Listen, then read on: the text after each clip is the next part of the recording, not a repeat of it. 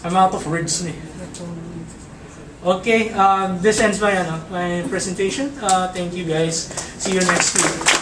Hopefully, magandang manalo.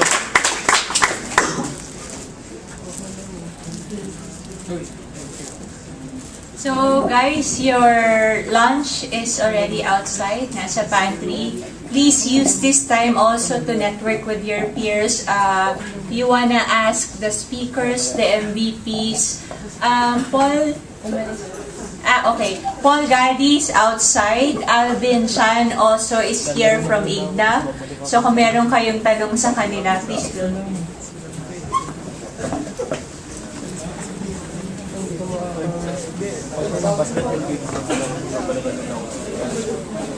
Lalaro na ako ng mga dalawang kwarta.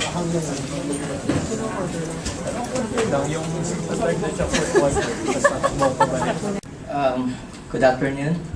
So, just to introduce myself, I am Christopher Misola. So, I'm currently working for Melvin Dave Consulting. And yeah, I used to work for a regional distributor of one of the makers of WP7 devices in the Philippines. So, let's see, what do I have here? Okay, so what are the things that we're going to talk about on my session? So, we're going to take a look, an overview of Windows Phone 7 kasi it's very important for us to know the capability of the device, especially on the hardware aspect niya. Then we're going to take a look on the XNA Game Studio. So I will show you. I will not actually show you any coding programming kasi I'll be reserving that for Mark Gutierrez, who will be discussing about programming in XNA. Then the last part will be the Xbox Live and a Q&A. So one of the good things that they add with the Windows Phone 7 and which others are excited about is the introduction of Game Hub. Okay, the Game Hub enables people na, for example, if they have a game that's running on Xbox, okay, so some games are already ported to Windows Phone. So when they go out doon sa labas, so pwede pa rin nila yung continue yung game nila. Okay. So what are the other things that the Xbox Live has to offer? So they have the gamer tag. Okay, then you can also play with your friends. Then you can also earn points through achievements, and you can also buy like yung mga armors or things like that, yung mga merchandise nila. Okay, so before we go further, so let's talk about the hardware itself. Okay, so what's the difference with Windows Phone 7 as far as developing mobile applications? So ang maganda kasi with Windows Phone 7 is they have this before they actually release the Windows Phone 7 to OEMs. They actually set what they call a chassis 1 specifications, which actually shows us the minimum specs that the OEM should follow for manufacturing Windows Phone. Okay, so they have a specific resolution. The touch input that they need, you should have for multi-touch and things like that. Then, the minimum CPU, which is actually dapat at least 1 GHz ang processor niya. And, of course, yung 3D support for the GPU. And the minimum RAM. So, ano yung advantage niyon for developers? So, once you create an application for Windows Phone 7, meron siyang consistency across devices regardless kung ano yung brand na ginagamit niya. Okay, whether it's be LG or Samsung or HTC. So, kung may game kayo na dinevelop for that, it plays closely across the different devices. Okay. So, Silverlight and XNA. Okay, so merong kasing limitation between Silverlight and XNA. Okay, so later on, i-discuss ko rin yan.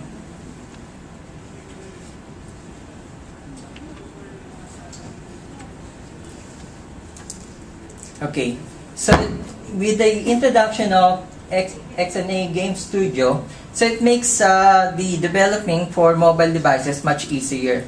Okay, they provide the necessary framework. Okay, gagamitin nyo na lang. So everything na kailangan nyo, like components na kailangan gamitin, is already there. Okay, all the libraries that you need, nandun na siya. So you just pick and choose that, then nandun na yung within the framework niya.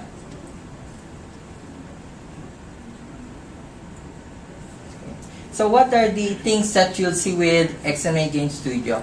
Okay, first is it's good for developing Windows Phone 7.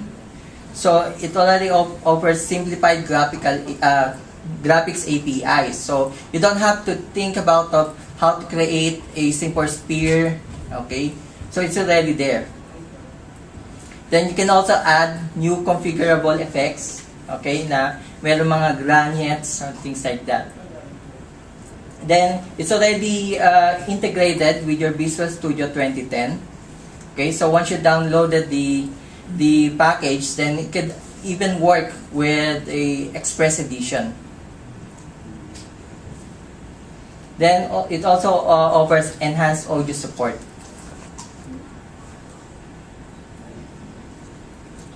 So, what makes the XNA Game Studio powerful? So, it's written on .NET. So, it's already on managed code. So, ibig sabihin, you don't have to worry kung meron na hindi gagana. Kasi, ang isang experience namin in developing application ng other platform is that third party pa yung IDE mo na gagamitin bukod pa doon sa SDK. So, minsan nagkakaroon ng mga conflict kasi hindi integrated yung dalawa. Pero as far as with for the Windows Phone 7 development, okay, so magkasama na yan. Okay, so it offers the framework na mention ko kanina. Then, of course, siya na rin integrated na yung mga optimization doon sa code mo. So, mas lesser na yung mga garbage niya. And yung mga usual na math libraries niya is already optimized. Okay.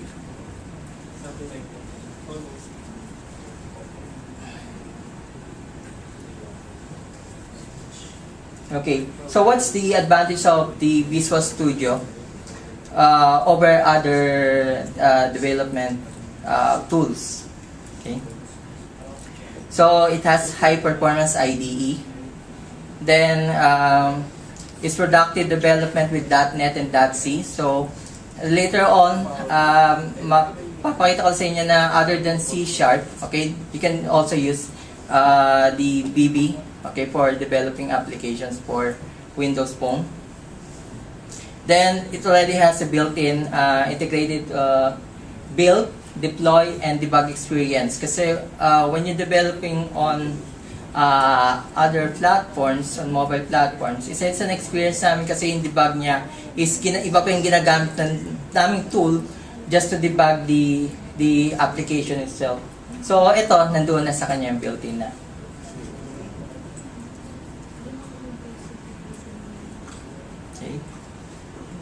Okay, so one of the advantage of Game Studio is meron na siya doong content pipeline. Okay, so once you create a new project, for example for NXA Game Studio, meron na siya doong dalawang content. Yung first one is for placement para doon sa mga codes nyo, and the second one is yung content para doon naman sa mga games nyo, ay for the sounds, audio, mga musics na ginagamit nyo for the game, including the graphics. Okay, so this is the introduction for just an overview of XNA framework. So this one simplifies, like kaya na sinabi ko, yung game development. So ang advantage kasi ng Windows Phone 7 is that before, when you develop for XNA, usually ang target devices usually is for Xbox 360. So, with Windows Phone 7, you can actually combine two technologies, which is XNA and Silverlight. So, it's like an overlay of yung game loop nyo on top of Silverlight. Okay, so what Silverlight can offer? So, it has the UI control, consists of Silverlight, so you use XAML develop for that. So if you're already familiar with developing applications for Silverlight, so magagamit na siya for this one, especially sa mga graphics. Then, what is XNA then? Okay, so ang advantage naman ng XNA over Silverlight is yung support niya for 3D graphics, okay, which is something na wala din sa Silverlight. Saka, for instance, may tinry akong develop on that uses Silverlight na graphics. Ang problema ko naman doon, when we use the transitions at nagkaroon ng mga, let's say, 3 or 4 objects na nagtatransition at the same time, medyo mabagal na siya. Unlike on XNA, since mas optimized siya for 3D gaming, or 2D gaming. So, kung may mga objects ka that fly around doon sa applications mo, mas mabilis na siya. Then, it's also capable of simulating and drawing. Okay, so, how does the actual game look, okay? How does the game studio do the game loops? Pasensya na. Okay, so it starts with loading the contents. So it could be your graphics, your audio files, or the background files. Then it will pass around to updates and draw. Okay, then it will loop within that. Then after that, it will unload the contents pag tapos na yung game mo. So all the process that you have will be on the loop. Okay, so this is a sample of a game loop.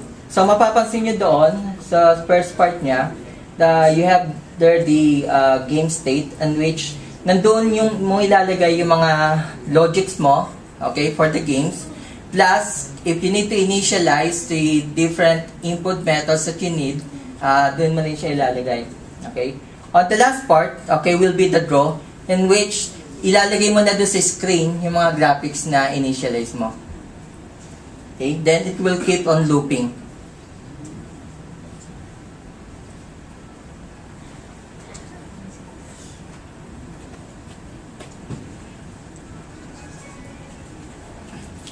Sorry. So, just a graphics overview. So, evolution of our existing immediate mode rendering API. So, ang rendering niya is already built in. So, for example, if you render some graphics, so, mas ma-experience mo doon na mas mabilis siya or mas optimize siya compare with doing it. Kasi dati mas mahirap mag hard code, okay, sa graphics. So, this one is naka-built in na siya. Okay. System support, scalar, and orientations. Okay, so once nag-develop ka for Game Studio, so isa sa mga advantage niya is automatic na siya nag-a-adjust based on the resolutions. Okay, so for example, if since Microsoft already nilabas na yun before yung Cases 1. So, alam na niya kung ano yung particular na target hardware mo. So, whether you adjust the orientation from landscape to portrait, so automatic na niyang nadidetect yon. So, in terms of the